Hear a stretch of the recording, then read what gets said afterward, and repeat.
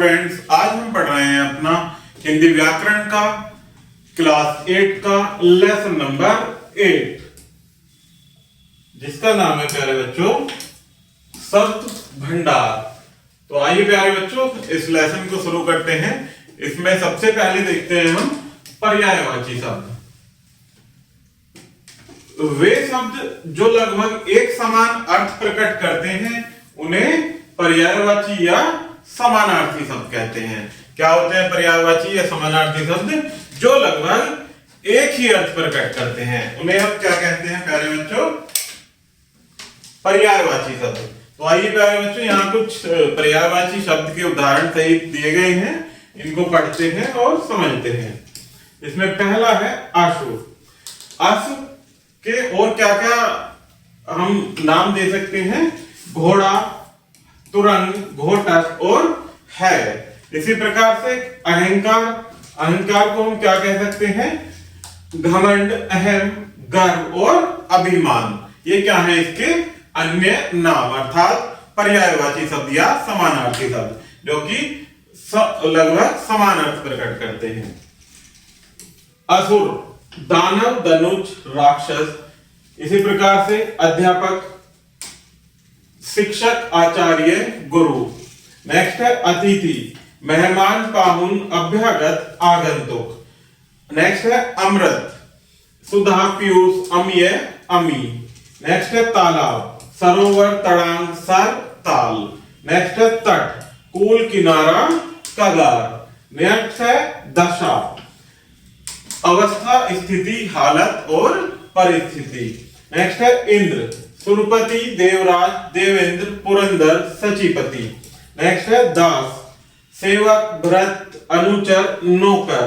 दूध के पर्यायवाची दुग्ध, क्षीर, पेय, गोरस। उपवन के बाग, बगीचा, उद्यान, वाटिका, फुलवारी। इसी प्रकार से चांदनी के पर्यायवाची चंद्रिका, कौमुदी, ज्योत्सना।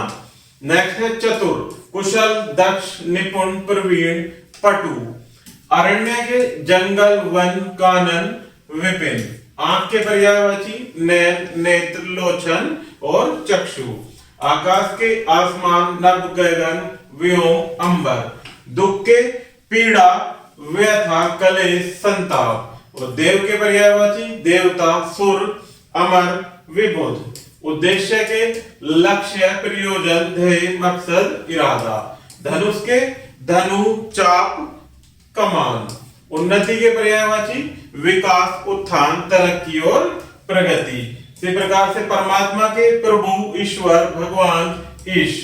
कामदेव के मनोज, मदन, काम, अनंत। इसी प्रकार से कार्य के पर्यायवाची होते हैं काम, कृत्य, कर्म और काज। इसी प्रकार से ऋषि के मुनि, साधु, संत, महात्मा। पथिक के राही, पंथी, मुसाफिर, बटोही। नेक्स्ट है कमल के पंकज, अरविंद, पदम, नीरज, जलज। कोकिल, कोयल, पिक, परभ्रत। नेक्स्ट है पत्नी के पर्यायवाची होते हैं भार्या, गृहिणी, वधू और दारा। फूल के कुसुम, सुमन, प्रसून, पुष्प। किरण के रश्मि, अंशु, कर, मरीचि। चंद्र के चंद्रमा, शशि, हिमांशु, राकेश, शशांक। पर्वत के पर्यायवाची गिरी, पहाड़, अचल, नग, सैल। बोरा के बोरा, अली, भौरा, षटपद, भृग। सूर्य के पर्यायवाची सूर्य, सूरज, दिनकर, आदित्य, रवि और भानु। पेड़ के पर्यायवाची वृक्ष, विटप, पादप और महितरु। ये सभी क्या है प्यारे बच्चों? पर्यायवाची शब्द अर्थात समान अर्थ प्रकट करने वाले शब्द। आगे बढ़ते हैं प्यारे बच्चों विलोम शब्द। विलोम शब्द किसे कहते हैं? जो शब्द एक दूसरे का विपरीत अर्थ बताते हैं, जो एक दूसरे का विपरीत अर्थात उल्टा अर्थ प्रकट करते हैं, उन्हें विलोम या विपरीतार्थी शब्द कहते हैं। कुछ दिए गए हैं विलोम शब्द प्यारे बच्चों, इनको पढ़ते हैं और समझते हैं। जैसे अंदर का विलोम होता है बाहर, अंधकार का प्रकाश। उत्तीर्ण का विलोम अनुत्तीर्ण, उत्थान का विलोम पतन, आस्तिक का नास्तिक, दीर्घ का लघु, अभिज्ञ का अनभिज्ञ, विकारी का अविकारी। इसी प्रकार से आगमन का प्रस्थान, उष्ण का शीत, दुर्बल का सबल, अग्र का पश्च, अंतरंग का बहिरंग, उदार का अनुदार, अंतर्मुखी बहिर्मुखी, उपकार का अपकार, अतिवृष्टि का अनावृष्टि, उपस्थित का अनुपस्थित। इसी प्रकार से अनुकूल का प्रतिकूल, एकता का अनेकता, इहलोक का परलोक, तरुण का वृद्ध, कटु मधुर, निंदा का प्रशंसा, निरक्षर का साक्षर, अनुराग का विराग, अनुज का अग्रज, कृत्रिम का स्वाभाविक और कोमल का कठोर, मौखिक का लिखित। इसी प्रकार से सर्वज्ञ, अल्पज्ञ, मित्र, शत्रु, आसक्ति, विरक्ति, संयोग का वियोग, सुलभ, दुर्लभ, सफलता, विफलता, नश्वर, शाश्वत, चल, अचल, कुकुर्म, सुकुर्म, अनाथ, सनाथ, अनिवार्य, ऐच्छिक, कुटिल, सरल, कृतज्ञ, कृतज्ञ, पराधीन, स्वाधीन, परमार्थ, स्वार्थ, अपमान का सम्मान, अपराधी, निरपराधी, कीर्ति का अपकीर्ति। ये हुए प्यारे बच्चों विलोम शब्द। आगे बढ़ते हैं एकार्थी शब्द। एकार्थी किन्हें कहते हैं? वे शब्द जो देखने में एक दूसरे के पर्याय लगते हैं परंतु अर्थ में पर्याय अंतर होता है, उन्हें क्या कहते हैं? एकार्थी शब्द। कुछ शब्द दिए गए हैं प्यारे बच्चों नीचे एकार्थी, इनको पढ़ते हैं और समझते हैं। जैसे एक होता है अगम और एक दुर्गम। अगम का अर्थ होता है जहां पहुंचा न जा सके और दुर्गम का अर्थ होता है जहां पहुंचना कठिन हो। इसी प्रकार से नेक्स्ट है पूजा। पूजा का अर्थ होता है धार्मिक विधि विधान। अर्चना का होता है देवता के प्रति धूप दीप अर्पित करना। नेक्स्ट है अज्ञ। अज्ञ का अर्थ होता है जिसे कुछ ज्ञान न हो। अनभिज्ञ होता है जिसे किसी विशेष तथ्य की जानकारी न हो। इसी प्रकार से नेक्स्ट है अनुरोध। अनुरोध का अर्थ होता है आग्रह पूर्वक विनती करना और प्रार्थना का अर्थ होता है विनय पूर्वक निवेदन करना। नेक्स्ट है साधारण, मामूली, सामान्य का अर्थ होता है आम। अभिनंदन का अर्थ होता है विधिवत सम्मान करना। स्वागत का किसी के आने पर सम्मान प्रकट करना। नेक्स्ट है निधन। निधन का अर्थ होता है आदरणीय व्यक्ति की मृत्यु और मृत्यु का अर्थ होता है आम आदमी की मृत्यु। शिक्षा किसी एक विषय पर ज्ञान सीखना। विद्या विभिन्न क्षेत्रों का ज्ञान होना। अभिमान प्रतिष्ठा में बड़ा समझना। अहंकार घमंड करना। इसी प्रकार से आज्ञा का अर्थ होता है प्यारे बच्चों बड़ों द्वारा छोटों को कुछ करने को कहना। अनुमति किसी कार्य के लिए सहमति देना। अधिक आवश्यकता से ज्यादा और पर्याप्त का अर्थ होता है आवश्यकता के अनुरूप। नेक्स्ट है उपयोग। विशेष रूप से काम में लाना। प्रयोग सामान्य रूप से काम में लाना।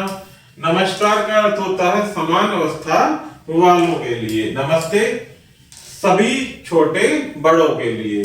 संस्कृति का अर्थ होता है रीति रिवाज और सभ्यता का व्यवहार। इसी प्रकार से छाया का वृक्ष यानी पेड़ की छाया और परछाई मनुष्य आदि की।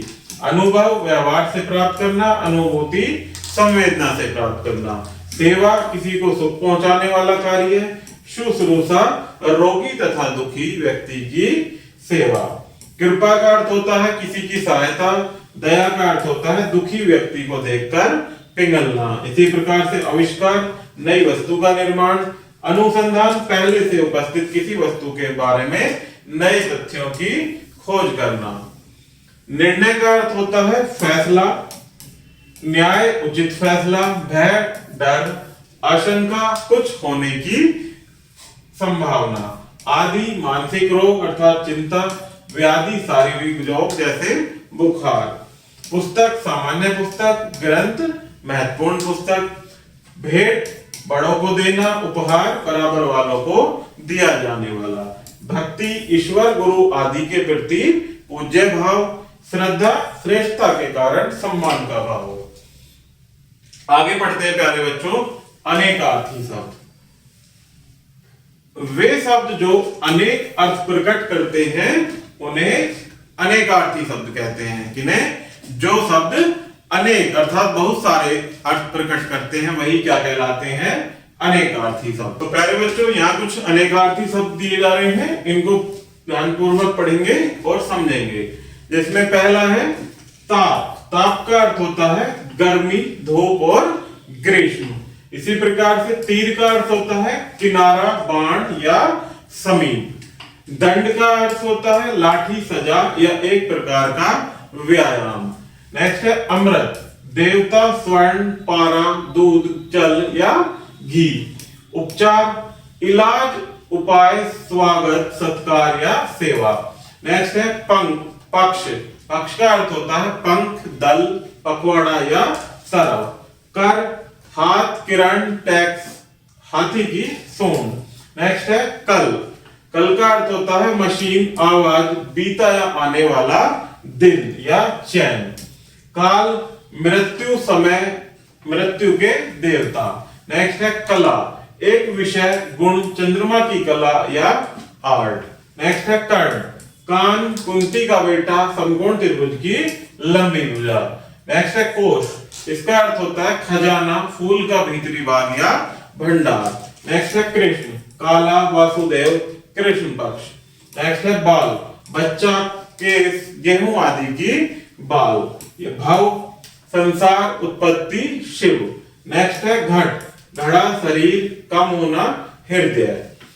चक्र, पहिया, चक्कर, भंवर, एक अस्त्र। नेक्स्ट है रंग। वर्ण, दशा, प्रेम। नेक्स्ट है यंत्र। मशीन, उपकरण, तांत्रिक, आरेख। नेक्स्ट है वर्ण। अक्षर, रंग, जाति, रूप। आगे बढ़ते हैं प्यारे बच्चों। समरूपी भिन्नार्थक शब्द। वे शब्द जो पढ़ने में सुनने में समान प्रतीत होते हैं परंतु उनके अर्थ भिन्न भिन्न होते हैं, उन्हें क्या कहते हैं हम? समरूपी भिन्नार्थक शब्द। अर्थात समरूपी अर्थात एक समान प्रतीत होने वाले शब्द जिनके अर्थ भिन्न भिन्न होते हैं। तो यहाँ कुछ उदाहरण दिए जा रहे हैं इस प्रकार के, इनको पढ़ते हैं प्यारे बच्चों।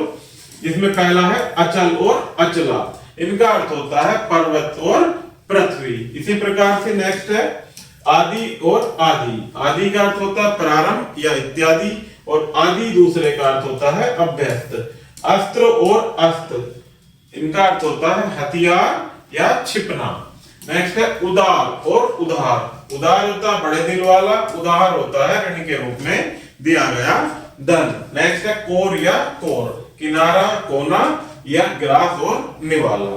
नेक्स्ट है कर्म या क्रम, तो इनका अर्थ होता है कार्य और सिलसिला। नेक्स्ट है अर्ध, जल देना, अर्ध का होता है आधा। नेक्स्ट है अनुस्वार के मुताबिक, अनुस्वार नासिक्य। नेक्स्ट है अपेक्षा, आशा, उपेक्षा का अर्थ होता है तिरस्कार। नेक्स्ट है आकर यानी खान और आकार का आकृति। नेक्स्ट है कपट, इसका अर्थ होता है धोखा और कपाट का अर्थ होता है किवाड़। नेक्स्ट है आचार, आम आदि का आचार, आचार व्यवहार या आचरण। नेक्स्ट है आसन, बैठने की जगह और आसन्न का अर्थ होता है निकट। नेक्स्ट है और, तरफ और तथा। नेक्स्ट है कंकाल, हड्डियों का ढांचा, कंगाल, गरीब। नेक्स्ट है इतर, अन्य, इत्र, सुगंधित पदार्थ। गुरु, शिक्षक, गुर, उपमान। अवलंब, सहारा, अविलंब, शीघ्र। चर्म, चमड़ी, चरम, अंतिम। ग्रह, मंगल, शनि आदि ग्रहों के नाम। ग्रह, घर, चिर, सदा, चीर, कपड़ा। क्रांति, परिवर्तन, कांति, चमक। चालक, ड्राइवर, चालाक, चतुर। जुवर, बुखार, जुआर, समुद्र में उठने वाला जल। चपल, चंचल, चपला, बिजली। तरनी, नाव, तरनी, सूर्य। नेक्स्ट है कली का अर्थ होता है कलयुग और एक कली का अर्थ होता है अधखिला फूल। केसर, शेर की गर्दन के बाल। केसर, जाफरान। कृपण, कंजूस। कृपाण, छोटी तलवार। कुल, वंश, कूल, किनारा। दीप, दीपक, द्वीप, टापू। धरा, पृथ्वी। धारा, प्रवाह। छत्र छाता, छात्र विद्यार्थी, दिन दिवस, दिन गरीब, तरंग लहर, तुरंग घोड़ा, द्रव तरल पदार्थ, द्रव्य धन, परिमाण मात्रा और परिमाण नतीजा, फन कला या हुनर और फन दूसरा होता है सांप का फन, दिशा तरफ, दशा स्थिति, नीड घोंसला, नीर पानी, नियत निश्चित, नियत इच्छा, पथ रास्ता, पथ्य दवा, प्रणाम नमस्कार, प्रमाण सबूत, प्रसाद भगवान का भोग, प्रासाद महल, बदन शरीर, वदन मुख, भवन का अर्थ होता है घर और भुवन का अर्थ होता है संसार, बलि का अर्थ होता है कुर्बानी और बलि का ही अर्थ होता है ताकतवर, सुत बेटा, सूत सारथी या धागा, मेल मिलाप, मेल गंदगी, सर बाण और सर सरोवर। तो आगे देखते हैं प्यारे बच्चों, अनेक शब्दों के लिए एक शब्द। वे शब्द जो अनेक शब्दों के स्थान पर अकेले ही प्रयोग किए जाते हैं उन्हें अनेक शब्दों के लिए एक शब्द कहते हैं। तो यहाँ पर उदाहरण दिए गए हैं प्यारे बच्चों, इनको पढ़ेंगे और समझेंगे। पहला है कि जिस बात को कहा न जा सके उसे क्या कहेंगे? अकथनीय। जिसे टाला नहीं जा सकता अनिवार्य।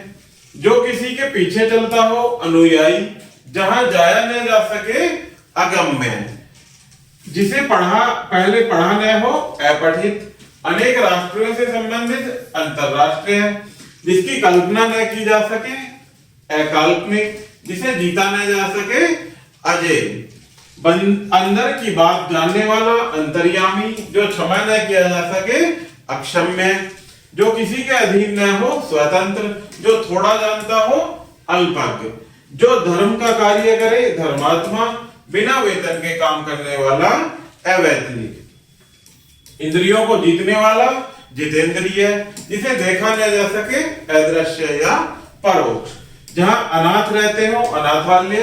जो कभी न मरे अमर। अच्छे भाग्य वाला सौभाग्यशाली।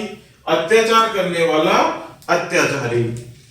प्रत्येक मास होने वाला मासिक। जिसका विवाह हो गया वो विवाहित।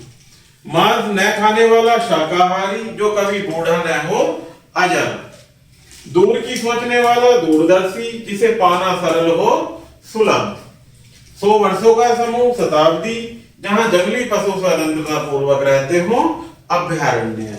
जो आंखों के सामने हो प्रत्यक्ष। आकाश को चूमने वाला गगनचुंबी। सुनने वाला श्रोता। जिसकी आयु छोटी हो अल्पायु। पृथ्वी पर रहने वाला थलचर। जो पढ़ा लिखा न हो अनपढ़। जो अच्छे कुल में पैदा हो कुलीन। जिसकी आत्मा धर्म में लीन हो धर्मात्मा। जो सच बोलता हो सत्यवादी। जिसके मुंह से आग निकलती हो ज्वालामुखी। जिसके मन में ममता न हो निर्मम। श्रम द्वारा जीवन यापन करने वाला श्रमजीवी। जो अभी अभी पैदा हुआ हो नवजात। जो शिव का उपासक हो सैव। जो गिना न जा सके अगणित। जो अपने पर अवलंबित हो स्वावलंबी। जो क्षण मात्र का हो क्षणिक। उपकार को मानने वाला कृतज्ञ। जो पढ़ा लिखा हो साक्षर। जो दूसरे का हो या दूसरे देश का हो विदेशी। जो कार्य करने में कठिन हो दुष्कर। जिसमें विकार न हो निर्विकार। तो आगे इसी क्रम में बढ़ते हुए प्यारे बच्चों देखते हैं अध्याय संक्षेप। इसमें कुछ पॉइंट दिए गए हैं जिनको 1 बाय 1 पढ़ेंगे। पहला है वे शब्द जो लगभग एक समान अर्थ व्यक्त करते हैं उन्हें पर्यायवाची शब्द कहते हैं। वे शब्द जो एक दूसरे का विपरीत अर्थ प्रकट करते हैं उन्हें विलोम शब्द कहते हैं। वे शब्द जो देखने में एक दूसरे के पर्याय लगते हैं किंतु उनके अर्थ में पर्याय अंतर होता है उन्हें एकार्थी शब्द कहते हैं। वे शब्द जो अनेक शब्दों के स्थान पर अकेले ही प्रयोग किए जाते हैं उन्हें अनेक शब्दों के लिए एक शब्द कहते हैं। वे शब्द जो पढ़ने में सुनने में समान प्रतीत होते हैं परंतु उनके अर्थ भिन्न भिन्न होते हैं उन्हें समरूपी भिन्नार्थक शब्द कहते हैं। तो प्यारे बच्चों इस प्रकार से हमारा ये लेसन यही समाप्त होता है। आशा करता हूं कि आपको यह वीडियो जरूर पसंद आई होगी। धन्यवाद।